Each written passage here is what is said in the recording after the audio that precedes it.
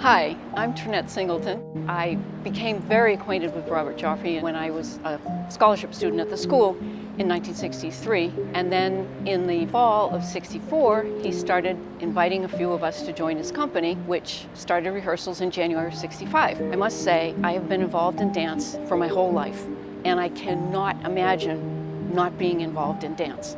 I love dance, and I teach, and I hope I'm teaching what Joffrey taught me. He was an amazing teacher.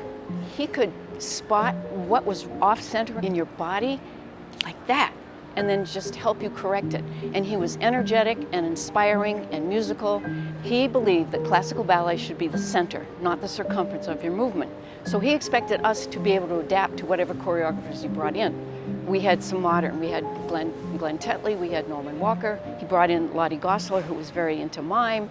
And then we had point work, and then green table, which was very modern. And we were expected to adapt. And you either adapted or you... He never told us anything. We'd just be in the studio rehearsing with him.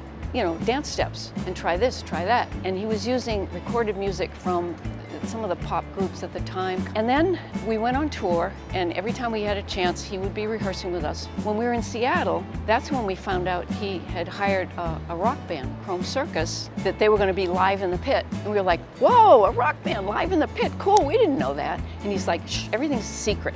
You know, everything was supposed to be a secret. So then we're on tour, we're on the West Coast, and we went to the call board. We're standing there looking at the casting for the next city. And I'm standing there looking, I'm not casting anything. You know, it was like, what have I done? All my understudies are on, what have I done? And just then the company manager comes up to me and he goes, you're on the red eye back to New York with Mr. Joffrey tonight and Max. And I went, oh. So we're sitting on the plane with Mr. Joffrey, and he goes, we're going back to film this. And we were like, what? It's like, he goes, we're gonna film it. Okay. So we had the final costume fitting, and then this makeup artist came in and drew this tattoo on me. And I said, are you gonna be here at every show for me to put this on? He goes, no, you'll learn to do it. I'm like, okay. That was sort of a prep day. And then we went into the studio and started filming. Then when we got to the theater a week or so later, he wouldn't let anybody into the rehearsal except the ballet master and who had to be. He was trying to keep this whole thing really secret. You know, everybody was, what's up? You know, we're like, you know, playing innocent.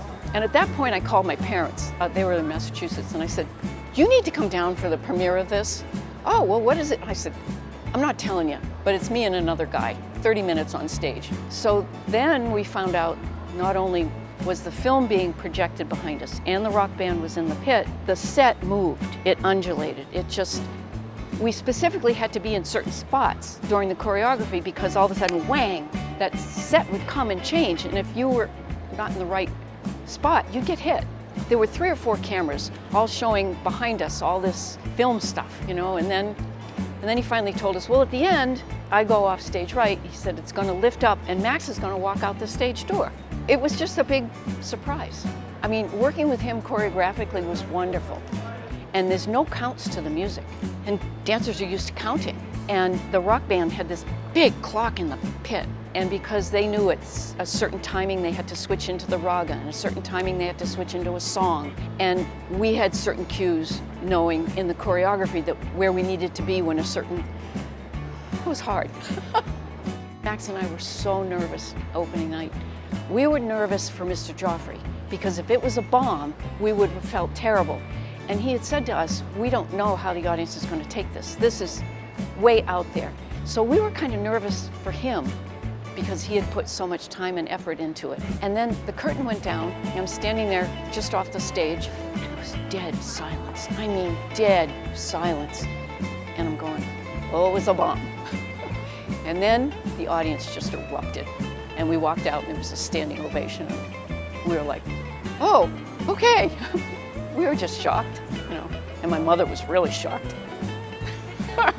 I was still just a Joffrey dancer listed alphabetically, and I was in the corps one night and doing Astarte the other night. They still have a very varied rep. And you've got to be able to do it all. And they still carry that forward. And Ashley brings in, like Joffrey did, stuff for the future, and then he acknowledges the past with our Pinot stuff. And it's just such a great company.